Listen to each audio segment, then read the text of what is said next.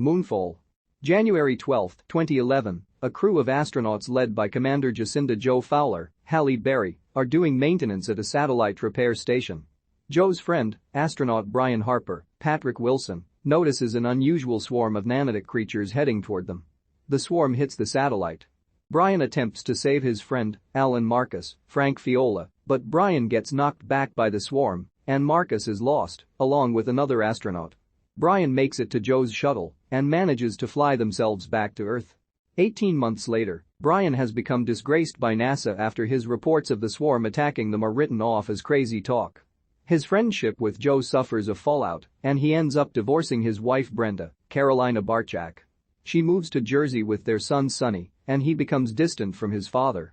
10 years later, megastructurist K.C. Houseman, John Bradley, sneaks into the University of California to gather information on unusual moon activity.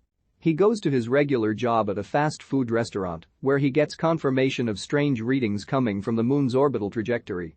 K.C. later goes to visit his mother Elaine, Kathleen Fee, who suffers from Alzheimer's. Joe still works at NASA, but is now divorced from her ex-husband, General Douglas Davidson, Ikwuakor.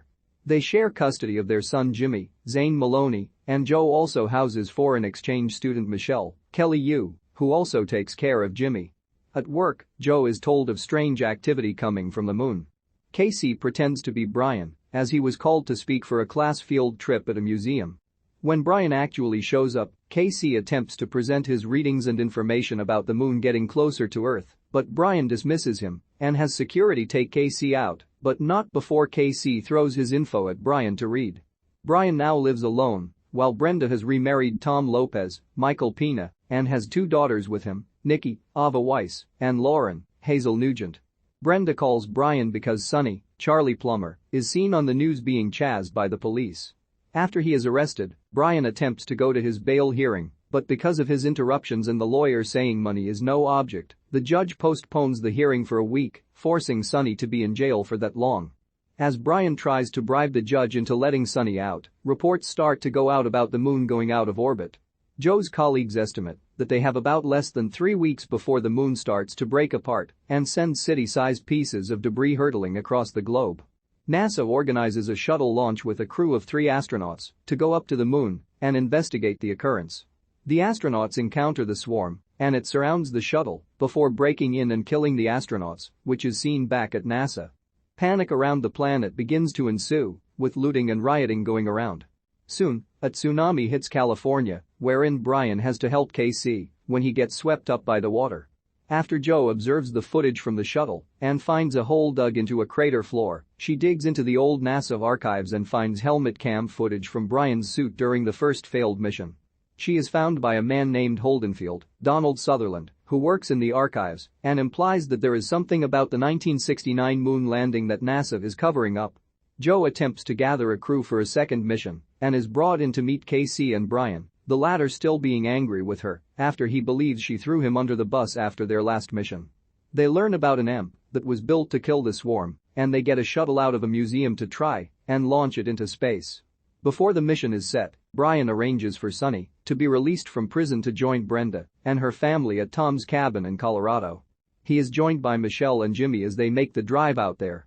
As another disaster is imminent, Joe and Brian act quickly to set the mission into motion, with Casey being invited to join since he knows about megastructures more than they do. They all board the shuttle just as a gravitational abnormality causes a huge ocean wave to come toward the city. The crew launches just before the water can hit them. Sonny bonds with Michelle and Jimmy on the drive to Colorado, with Sonny speaking to Doug to assure him that Jimmy is safe. On their way, they are robbed by a trio of thieves, and they are forced to walk. Another gravitational shift causes people to be pulled up into the air, but Michelle holds onto Jimmy. They eventually make it to Tom's place, but not before a crazy lady with a gun fires at them, thinking they are intruders. In space, the trio make it to the moon and find the swarm surrounding it. They place the bomb where the swarm can grab it, but they notice that it stops short of touching the bomb. The swarm proceeds to attack their shuttle until they disable their electronics. The crew determines that the swarm is deliberately avoiding electronics. Joe believes that there are 2 separate entities on the moon, and one of them is trying to help them. The trio make it onto the moon's base, where Brian is met by the moon's operating system, which takes the form of Sonny as a child speaking to him. The OS explains that the swarm is an artificial intelligence created by ancient humans. The swarm took on a mind of its own and killed its creators before forming a base on the moon, feeding off the energy of a white dwarf in the core. The moon shifted out of orbit because the internal structure has destabilized. The OS tells Brian that the AI can be defeated, but a human must stay behind to make it happen. Back on Earth, Sunny, Michelle, and Jimmy join Tom and his family as they have to evacuate. The thieves from earlier try to rob them, but Sunny and Tom hold them off with guns. As they try driving away, the thieves pursue them and attempt to run them off the road. The moon then causes another gravitational shift, where chunks of Earth mass begin breaking off the ground. The leader of the thieves is crushed by debris, while the remaining two thieves crash their car against a chunk of mass after Sunny manages to drive off a ramp to safety.